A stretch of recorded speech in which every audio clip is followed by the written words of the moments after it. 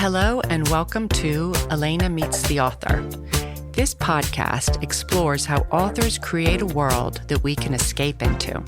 Join me as we demystify the magic that keeps us turning the page. Hello and welcome to Elena Meets the Author. I'm your host, Elena Bose. Today we're joined by Mary Lisa Gavenas, whose new biography, Selling Opportunity, The Story of Mary Kay, is the deeply researched, 15 years in the making portrait of a legendary businesswoman who was savvy, smart, confident, and as ladylike as could be. Mary Kay Ash built a $2 billion cosmetics empire out of a 500 square foot Dallas storefront. She was the first woman ever to chair a company on the New York Stock Exchange. She was the only woman included in Forbes' greatest business stories of all time, a pantheon otherwise reserved for Rockefeller, Ford, and Carnegie. And when CBS This Morning introduced her to America, they declared there was no more potent role for the self-made woman than Mary Kay Ash. Her story is scrappier and stranger than the pink Cadillacs and bouffant wigs you might remember. Born dirt poor in Hot Wells, Texas, she was running a household and nursing an invalid father by the age of 10. She was a mother at 17 and a grandmother at 34. By the time she founded Mary Kay Cosmetics in 1963, at the age of 45, she had already outlasted 3 divorces and 2 husbands' deaths. The later death to husband George Hallenbeck, the man who was supposed to be her business partner in this new venture, he dropped dead of a heart attack while jogging just 1 month before the doors opened. Her 20-year-old son, Richard, a budding finance whiz, stepped into the breach. A legend was born. Mary Lisa, welcome. Thank you for inviting me. Oh, my goodness. Yeah, I want to delve into this book and the whole time period that it took place. It's just fascinating. Really, it's great. So the first thing I want to talk about is how the book came to be. You were a longtime editor at Glamour and a columnist at Elle, and I read that you first came across Mary Kay when you were writing your book, Color Stories, and she was in chapter 8. What happened then, and that consumed the next 15 years of your life? Well, there were a lot of years there where I was waiting for somebody else to write the story. But what happened was I was reporting behind the scenes in the beauty industry. And I did a chapter where I went to the Mary Kay seminar in Dallas. And I suddenly realized, oh my gosh, this doesn't fit with the rest of the book at all. I mean, these women aren't really selling just lipstick. They're selling, it's a whole self-confidence. People have compared it to a cult sometimes. You know, it's such a strong feeling. And I also looked around and the women there were all ages and all sizes. And I thought, this is nothing like the rest of the beauty industry. So it was a good story. People loved that chapter. Was everybody's favorite excerpt from that book. Everybody mentioned it. And I thought, oh, well, this is so good. Somebody's going to write her story. It's rags to riches. I mean, it's so dramatic, melodramatic even. Yeah. And nobody ever did. And the more I had researched it for that book, I thought, oh, nobody's written about this. Nobody's really written about blue-collar women during the Depression. Nobody's written about direct selling, which is that category of selling. And I couldn't figure it out. So I waited. I did another book that was academic. And then I thought, oh, what the heck? I'm just going to put together a proposal for this. And I got a wonderful fellowship, the Leon Levy Fellowship, which is supposed to be quite prestigious. I'm not sure still why they gave it to me, but anyway. And that gave me the funds and the office and everything to do dedicated research. So fantastic. That was it. Well, I guess should we start at the beginning and just set the scene of the poverty of her childhood? As you put in the book, the early childbearing, backbreaking labor, and bad luck were the family traditions in the Wagner family. And that by the time the mother opened that restaurant in 1928, 10-year-old Mary Kay was basically running the household. Right. What were her early lessons? Well, first, can you paint a picture of just how poor her family was and what she had to do and how that might have been a lesson for her in her later career? Well, from our perspective, we consider her really poor because they were working all the time and her mother worked 16-hour days, 7 days a week. But from their perspective, they weren't. They had enough to eat. They had a roof over their head. It was really considered a great thing if kids went to school through 8th grade in those days. And this is like the late 20s, 1920s, 30s? She was born in 1918. So in 1920, when her family, the place where she was born, they were trying to make a resort out of it. Generation after generation didn't set out to be poor and hardworking and just scrape by. They had great dreams. They were going to make it work. They could try anything. So they had been working for somebody who was going to turn this hotel into a spa, and that went bust. So in 1920, the family moved into Houston, nearby big city, right? And it was really great for my storytelling and for biography because that was the exact year that the entire country changed from mostly rural to mostly urban. There was like a whole huge sea change. And a lot of the things that came up in this story, education, the Great Depression, whatever, yes, it was really an influence on her life, but it really typified what was going on across America. So that made it such a rich story. Yeah. Like when you talked about her going to school way beyond her siblings who were much older than her. Right, So the opportunities. Right. I mean, up until then, there was this really kind of icky one-room schoolhouse with a smelly outhouse out back, and everybody crammed in there and, not too much. And then Mary Kay comes along and she moves into Houston, which, up until then has had one of the worst school systems. And Houston has all this oil money, and they're just really out to beat their chests and talk about how great the city is.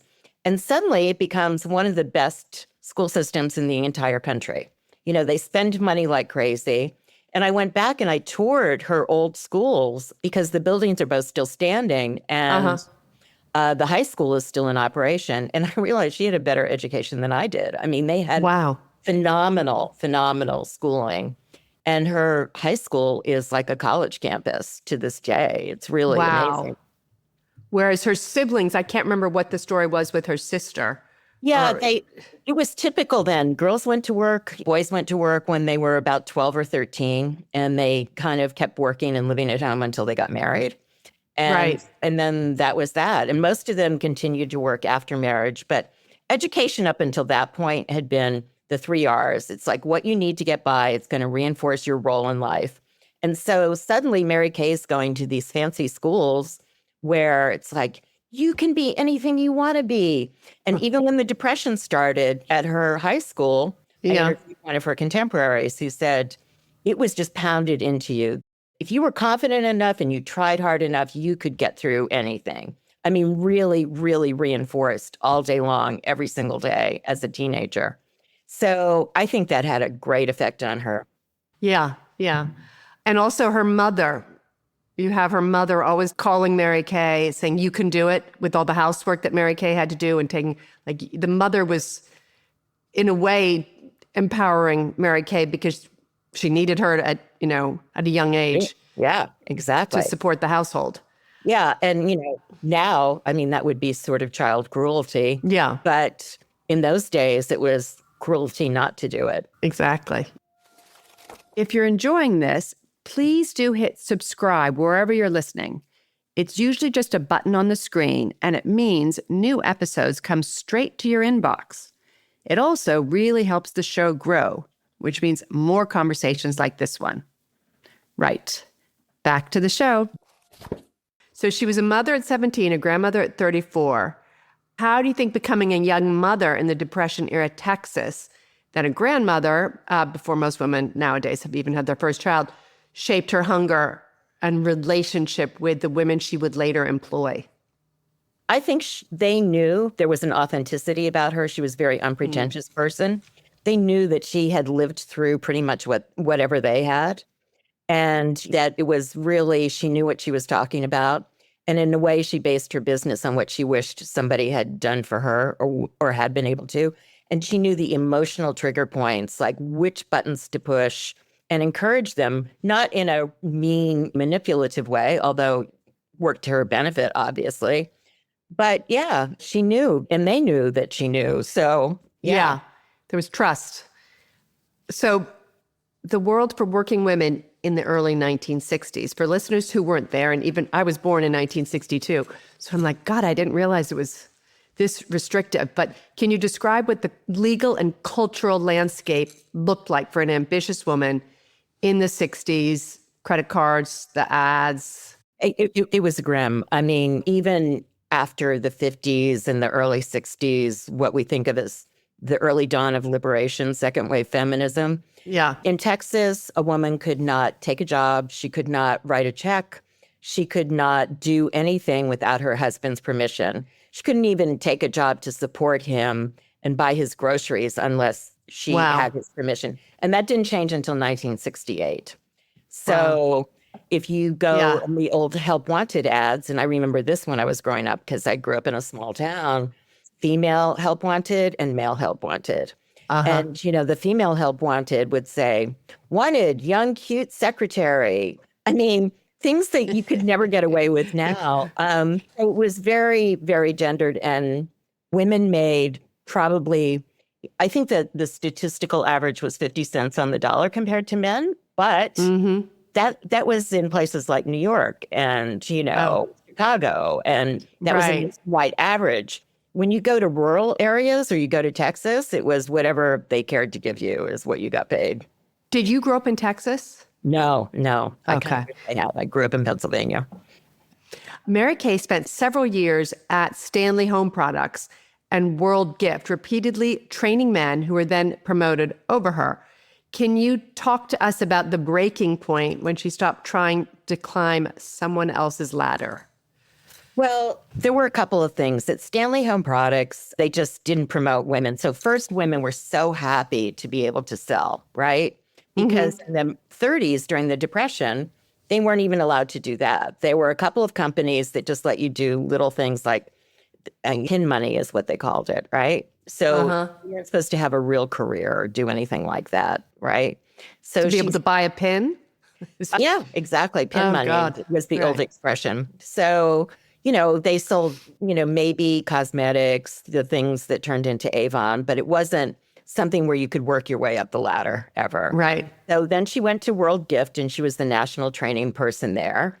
And she came along and her sister-in-law, one of her sister-in-laws, left in a huff to start her own company. And the sister-in-law, Mary Crowley, was super, super successful. She was a really dynamic businesswoman. But Mary Kay was one of those people who really preferred to work within the system if she could. So she stayed in her job and she stayed there and she stayed there. And her fifth husband, when she married him, I really think that she quit when somebody was promoted over her because he egged her into quitting. He needed a job. And he's like, look, you have these savings. We'll start our own company. So I think that was the impetus. And then her sister-in-law's company had just had its first $1 million year. So between those two things, I think that's what made her finally jump. And she said that when she quit her job, she went home and cried all night because she was just absolutely panicked. And then her husband died. And she was like, oh, my God, I just have to ditch this venture and beg for my old job back. Yeah. And then it was her son. Yeah. Her two sons came along and, you know, they came for the funeral. And the older son, who she always made fun of, not always made fun of, but it was not her favorite child. She said, but he was the only one of my children that could really save. So he had been working all along. And he handed her his passbook savings account because she'd already spent all her money on the labels and, you know, leases and everything for this venture. She couldn't get any of it back. So she was broke and couldn't finance the rest of it. Right. So he says, here, Mom, if you need this, it's all yours, like whatever you need. And the younger son, he had been waiting for a job at IBM to start. Right. It didn't start. That's Richard. Yeah, Richard. And Richard, who had never really completed anything in his life, she said, okay, well, you know, I need somebody to like lift boxes and do stuff for me. And he was 20. He was 20. He had just gotten married himself. So he turned out to be a financial wizard later on. And he had really inherited his mother's and his grandmother's ability to just really just work like insane amounts of hours each day. So yeah, and plus the good thing for Mary Kay, I mean, this sounds horrible, but in a way, I think it was good that her fifth husband died because he would have been trying to order her around and do it his way. Yeah. She and Richard had to create something different. She could use the models that she liked. And Richard, because he loved his mother and thought she was great at sales, listened to what she said. Whereas I don't think a husband or another business partner would have. So Exactly. yeah, it was the ideal team. She had the soft skills, he had the hard skills. Off it went. And how much would you say all of the company's financial discipline was thanks to Richard? I would say that she had the ideas, but he translated them. So when she said, wouldn't it be great to give away pink Cadillacs? And he's like, but he worked out an algorithm that made it happen, right? So time after time, like if the company had a setback, because in direct selling, especially in those days, when the economy goes up, direct selling goes down because people aren't desperate for jobs anymore and they don't need the extra money. Right. And vice versa. So like there would be a sales dip and she'd say like, we have to figure this out. So she wasn't good with numbers, but she understood what was going to motivate people. And together they would work on it and work it out. Yeah. She was very street smart. I mean, she was just so, and so confident in bucking the trend because she knew women too, I think. Like she didn't criticize. She just had her own philosophy. Yeah, I mean, to me, one of the genius things that she did is she figured out a way to bring out the competition in women, and she would spot competitive women, but she also did it in a way, and I interviewed literally hundreds of people who told me the same thing. They weren't stabbing each other in the back. So it was like, if you have an idea and I have an idea, then we have two ideas, and we're going to tell everybody.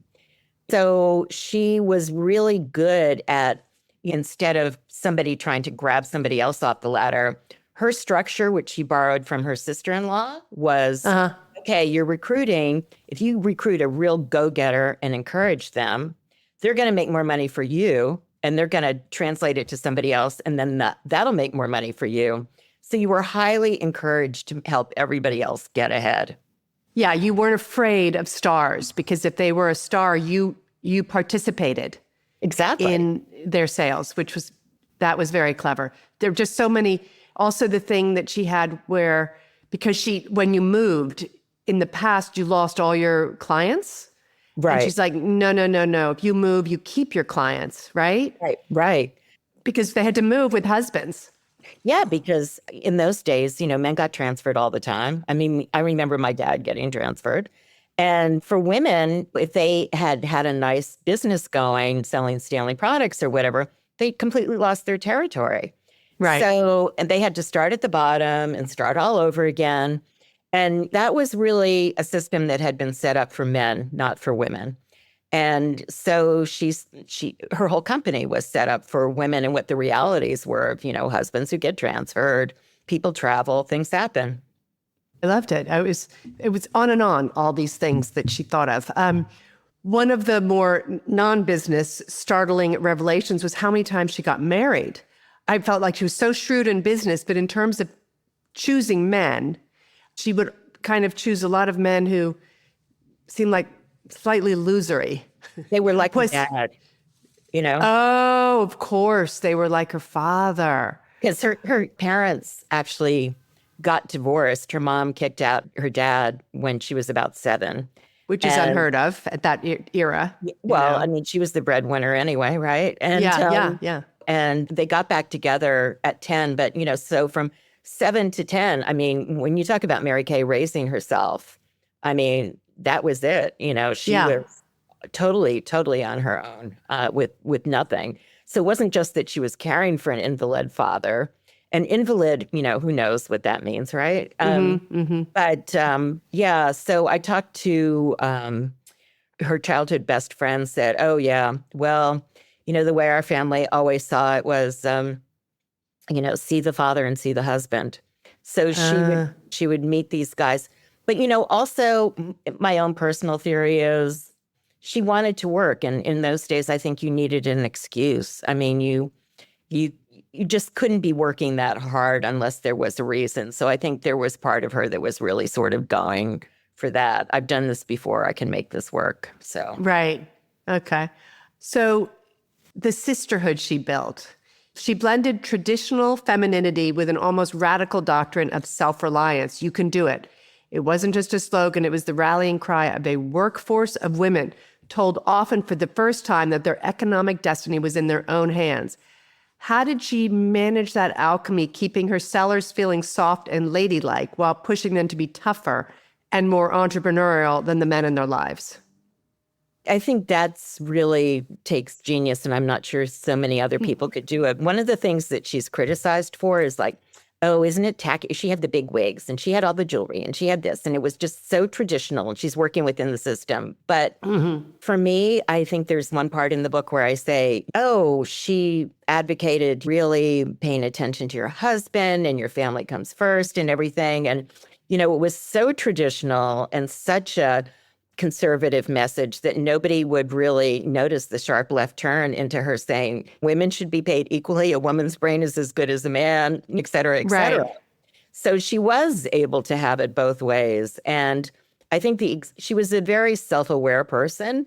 I think part of the self-awareness was that, her image and she spoke very softly and very slowly, never raised her voice, Never swore. No, Right? not at No. all. Was a paragon of her church, et cetera. That you couldn't criticize that she could really get away with murder some ways. It was clever. The Cinderella gift. So she deliberately avoided cash bonuses because she believed women would just use that, to pay the bills or replace a broken washing machine.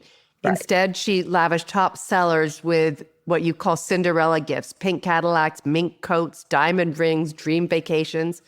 She picked the pink Cadillac precisely because it was the furthest thing from a family car. And she said once that these were the rewards that we wait around for that guy on the white horse who never showed up to bring us. What did she understand about her sales force that her competitors didn't? Well, the sense that there was like a personal element in this, that there was an emotional trigger. Okay, so you have to think about the women who went for the pink Cadillacs in the 60s. They had been teenage girls in the 50s when, a pink Cadillac was just the apex. This is what Elvis, had, or, Right. This was just the apex of glamour and Hollywood and everything, right? Jane Mansfield had a pink Cadillac, everyone. Oh, right. Oh, God. Jane Mansfield. So, Mary Kay got one for herself. And then when she saw how popular they were, she went on. But all of her Cinderella gifts, the idea was that you had something concrete there to remind you of your accomplishments. Her saying was, if I give them just the money, they'll put it, for the kids' college fund or something. But, when she gets that cocktail ring, every time she looks down at her finger, she's going to see those diamonds glitter, and she's going to remember and have that sense of accomplishment again. So again, it was an emotional trigger. And it was also non-threatening. It wasn't like you had to worry about the wife out-earning the husband or anything that was going to break up the marriage. It was vacations or, like indulgent things that they would never get otherwise. And the husband got to go along on the vacation. Well, what I learned pretty far into this was when somebody was crowned, I don't know if it was Queen of Sales or Queen. She had so many titles. I still can't keep them straight after 15 years. The husband got a big, expensive watch at the same time. He either got like a, big gold gaudy watch or something with diamonds in it or something. So she always made sure that the husband was along. And when they went on a top 10 luxury cruise to someplace like Hong Kong or, wherever, the husbands were always along. And she encouraged them. It became a tradition that when you really hit the top of the company and you were one of the super, super top earners, the wives would buy their husband a sports car because she told them it's only human nature to wonder what's in it for me, right? So those husbands stopped worrying. They enjoyed it. They adored Mary Kay. Wow. So clever. Keep everyone happy. Right. Very clever. Was she nicknamed the Sunshine Chairman? A lot of male bosses would run on fear and rebuke, but her thing was she never criticized. Or if she did have to criticize, she would sandwich it between two compliments. How revolutionary was that strategy? And did it work? Or did it create blind spots inside the company? I think it worked because she, as you mentioned, she did criticize sometimes and she would push people. But she did it in a way that you couldn't really rebel against it that much. It was very clever. And the other thing to keep in mind is in the 70s or 80s and the 90s, when we're talking about the big successful years of this company, this is the greed is good ethos is developing on Wall Street. Oh, right. Gordon Gekko. The art of war and take no prisoners approach to management. And hers was just as opposite as could be. So. Yeah. So she was an independent thinker. Right. And then the I story. So you uncovered how Mary Kay coached her directors to take the hardest moments of their lives, because everyone has them, and make them, and you know, how they overcame them, whether it's a divorce, a husband's death, a serious illness, an abusive childhood, to reframe it into, so it wasn't self-pity, it was a narrative arc in which the woman seized control of her own life. At their annual conventions, the testimonials drew tears and standing ovations. How conscious was she of what she was really doing, turning private suffering into public power? I think she was very conscious of it. I mean, she was a genius at marketing. She was a genius at management. You know, she's still quoted in a lot of management books. I mean, it's crazy. But I just also think it was great basic psychology. You know, if you have a sales force, and inevitably something bad is going to happen. And especially being a salesperson, you're turned down so often. It's just, you get rejection more than you get reward. So to have a way to say, like, look, this is going to happen. It's happened to me too. I was able to overcome it. You're able to overcome it. And just have that constant reinforcement and encouragement. You can't really shield people, and you don't want to minimize it either. You know, oh, you got a divorce, no big deal. Like, no, that's crazy. You know, bad things really, really happen. So again, this is something that makes her a polarizing figure now, because it's so not our thinking. It is just not our modern attitude at all. You should not say, oh, like, get over it, or use your I story, or I was able to overcome it. It's just not a popular trope anymore. But no, we're more compassionate. Right. I mean, I have to say, this is one of the things that I love about biography, because it really puts you inside another time, a really good biography, and you get to see the world through somebody else's eyes and their time during the Depression. Growing up that way, especially in Texas, was just so, so different. But you start to understand why people might have made these decisions, even if you don't agree with them. You get to be somebody else for a while. It's great. Yeah. No, it was really, really, really educational all through Mary Kay. It kind of brought it back, Lucille Ball, the 60s and the 70s. Yeah, a lot of my mother's friends didn't work. They played bridge. They weren't, like, my father didn't want her to work. That was, it made it look like he was unsuccessful if she was working. Right. My family too. I think that's just the way it was. And a lot of women were bored. Yeah. They too. I also feel like people say, oh, she just founded this for bored housewives. I mean, I think there was a desperation there that we don't really have now, because in those days, you didn't have a choice. I mean, you didn't really, if your husband wanted you to stay home and not work and be with the kids, it wasn't a choice between 2 or 3 things. It was, well, that was it for you. Yeah. I think we were just like desperate for something sometimes to, you know, have some agency over their own lives. So pink Cadillacs, and who actually drove them home. So the women behind those pink Cadillac wheels look nothing like the era's standard image of the American executive. Pregnant women won them. Women in wheelchairs won them. Black, Latina, and Asian women won them at a time when corporate America still had help wanted ads sorted by sex and race. How deliberate was Mary Kay's inclusivity And how radical did it look in 1970s Dallas?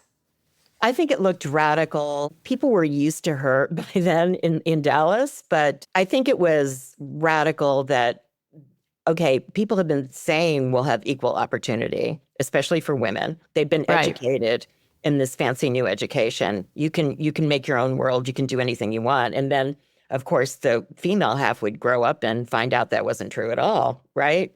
Right. So to have somebody not shame you because you were overweight or too old or too young, or to have them keep encouraging you, I think that was amazing. But it was also good advertising for a company because more people wanted to join. It's like, well, she can do it, I can do it kind of thing.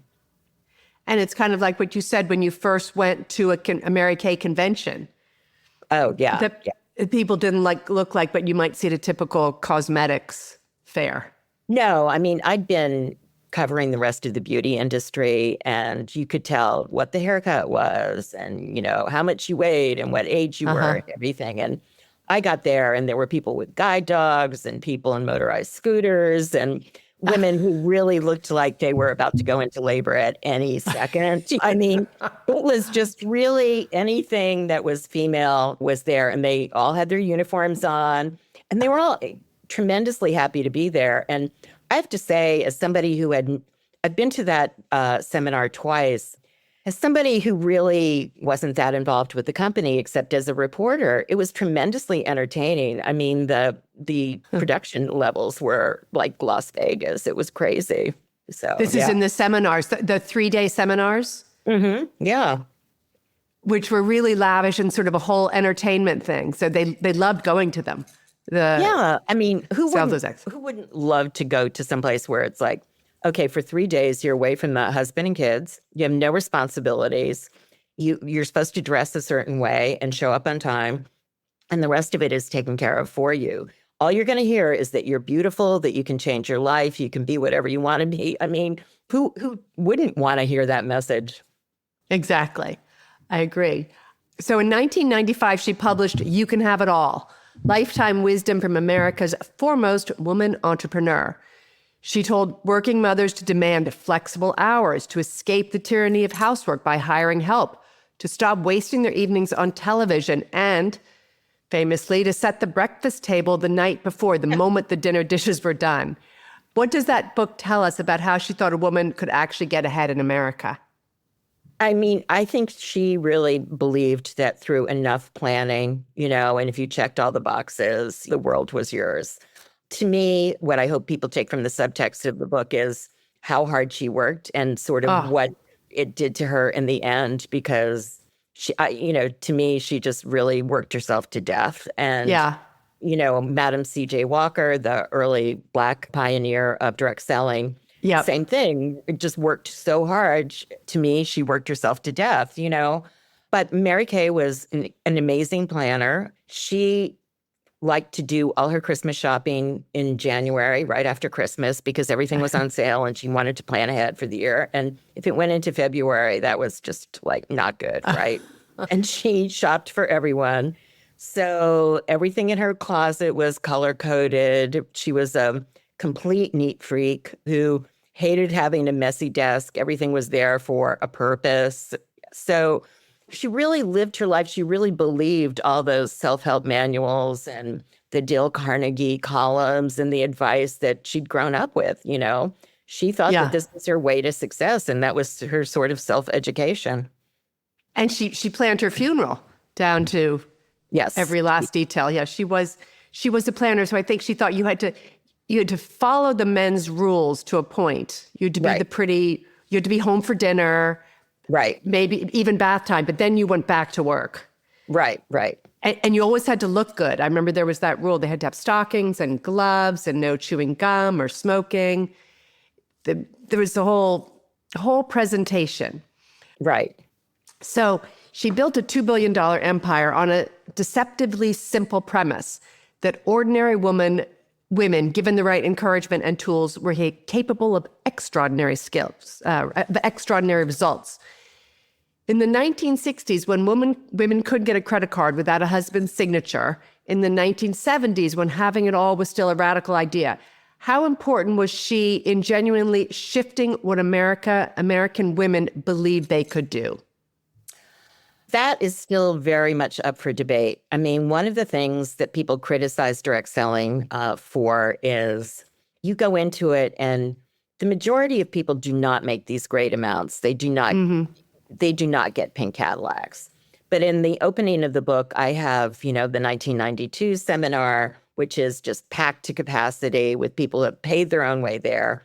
And that's at a time when, the average sales for the company were $2,400 to $2,700 a year. So the salesperson's taking home at most half that, probably a little less because they have to do their own expenses. Right. So we're talking about, they're not making a lot of money. Most of them have other jobs. They're there for a sense of encouragement, of trying to have this way that they can imagine changing their life. It may not be being changed, but I think it's hard to quantify what that encouragement translates to. Yeah. That sisterhood. Yeah, it's not really a dollar amount, but having somebody who was, as they say, in Mary Kay, because that's the way they put it in the company. Totally. Like when you said it's a little bit like a cult. It is a little bit. It's a whole system of belief that it seemed like these women were very happy to do it. And they loved going to these seminars and they made friends. One of the things that I thought was most useful for me, and I tried to catch myself, women, when they're given a compliment, this was Mary Kay's, one of her things, when they're given a compliment, oh, no, I looked better the other day, or, oh, yeah, you would have thought of that too. She was like, oh, no, you are not allowed to say that. If somebody gives you a compliment, you say, thank you. That was, we're supposed to say, I'm great, because that's what a guy would say. And she realized that. And this whole feminine, oh, no, self-deprecation. Yeah. She did not go for that at all. But see, it was just these things she seemed to know, because that she wouldn't have really learned in her childhood. She had this, so it was both, I think, in her and her experience of you being a confident woman and being proud of what you've achieved. And not, I don't know. She had a real genius in addition to, because a lot of people had that hard life that she had, as you said. But she learned from it. I don't think she would have gotten through all those years and been so successful as a salesperson if she hadn't really been able to absorb that.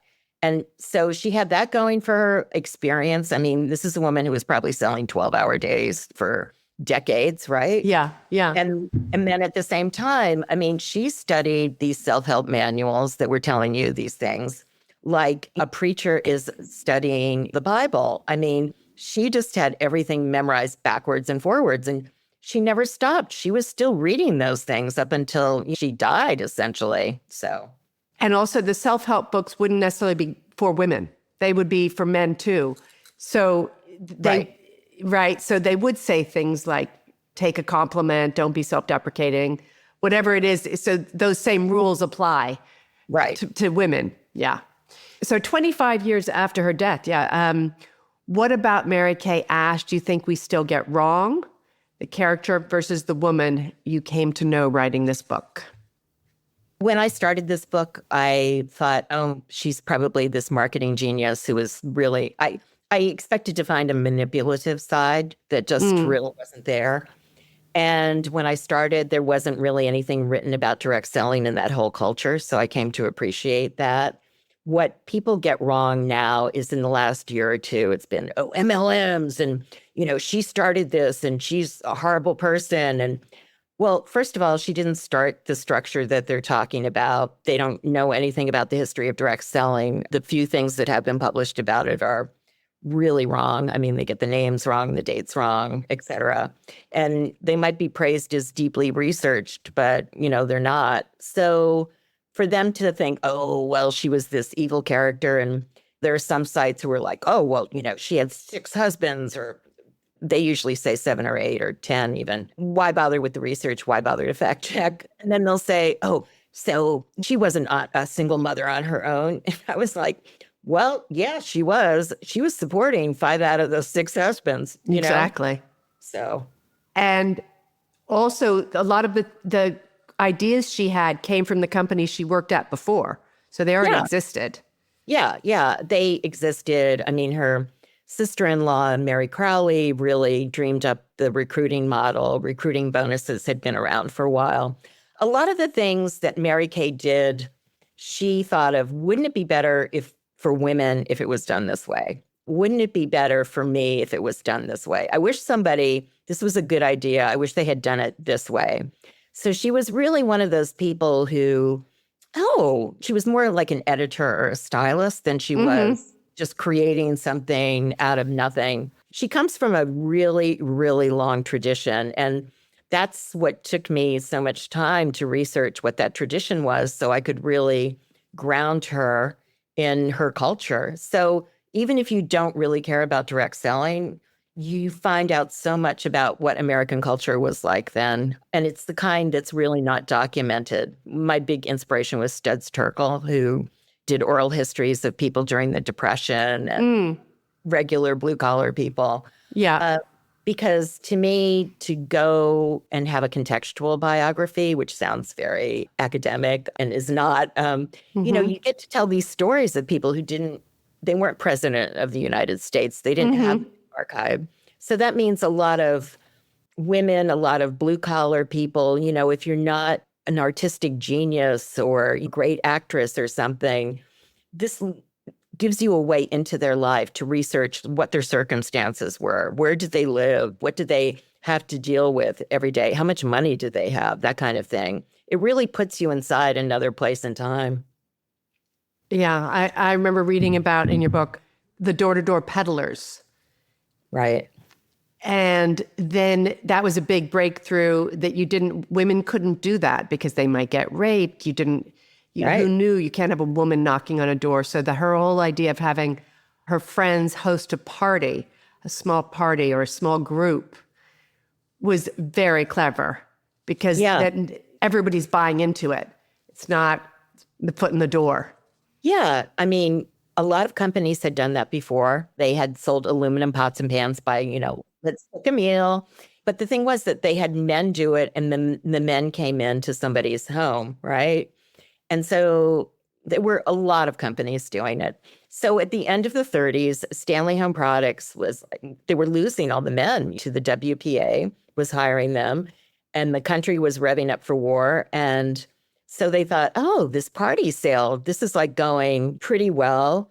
And they started to adopt it, and they spread it out, and it was a natural for women. So they got women into their sales force, and they had the party plan, and the party plan just took off. I mean, Tupperware and Mary Kay and all these big companies were people who had sold Stanley Home Products first and were used to that party plan. So, yeah, much better women doing it than men, to be honest, I think. Women are used to chatting, and we don't need an activity like golf to talk. I guess that's it for my questions about this fantastic book that I hope everybody reads. Well, thank you very much. This was great. I think your book should do really well. It needed to be written, so I'm glad you tackled it. Thank you for reading it so closely, too. That's very flattering to an author. You have no idea. Oh, do you sometimes get people who haven't read it? Yeah. I get reviewers who haven't read it sometimes. Oh, God. That's bad. Actually, I was going to ask you because I got an early copy, so I couldn't see your acknowledgments. And I usually love acknowledgments. Oh, you would love my acknowledgments because half the people on there have just passed on, as we say. I mean, I nabbed really, really a lot of people who were eager to talk to me because nobody had ever asked them about this. Wow. So it was really great. Yeah. Interesting. I'll email you. And the author's notes. Usually also the author's notes are always great. And they're at the end, but sometimes they're really helpful before you've even read the book. I like the author's notes. Yeah, there was a lot about, just what my attitude was and what sort of inspired me to go into this. But yeah, it was fun. I mean, so many people helped me. It was really great. I also liked your narrator on Audible. Oh, you know The what? woman What's was good. great about her is she came from the exact same place where Mary Kay was born, basically. Well, I loved her So accent. that is the most authentic accent you are ever going to find. And I have to tell you, they did more audio prep for that version. How do you pronounce this? What do you want me to say here? Blah, blah, blah. Her and the producer was along. Yeah. I was just gobsmacked by how professional they were. It was like a Hollywood production. She really Interesting. was so sincere about it. But just to find somebody with that accent and that attitude. It was so believable. Yeah. Well, I'll pass that along to her. So, because I'm trying to get some attention for her because she just really poured her heart and soul into it. And she's from the town? She lives in Magnolia, Texas, and commutes into work in Houston. So Magnolia is in the same county. It's like the next little town over from Cyprus where Mary Kay was born. Perfect. So it's the exact accent that Mary Kay would have grown up around. Yeah. Wow. Fascinating. I hope you thought that episode was as interesting as I did. Mary Lisa's biography doesn't just tell us about the workaholic, clever Mary Kay, but also her book describes in vivid detail what that time period was like, what Texas was like during the Dust Bowl and the Depression, how everyone was just happy to have food on the table, what we consider dirt poor now. They didn't consider that then. They thought they were lucky. And also what the 60s was like for women and the 70s. I've forgotten because we've come so far now, and it really wasn't that long ago, that women needed their husbands to sign checks. And women couldn't do much without their husband's approval and permission. So I hope you all read this book. It's really, it's good. And regarding the show, the best place to stay in the loop regarding Elena Meets the Author is on Substack. There's more information about that in the show notes. That is it for today. Thank you and see you in 2 weeks.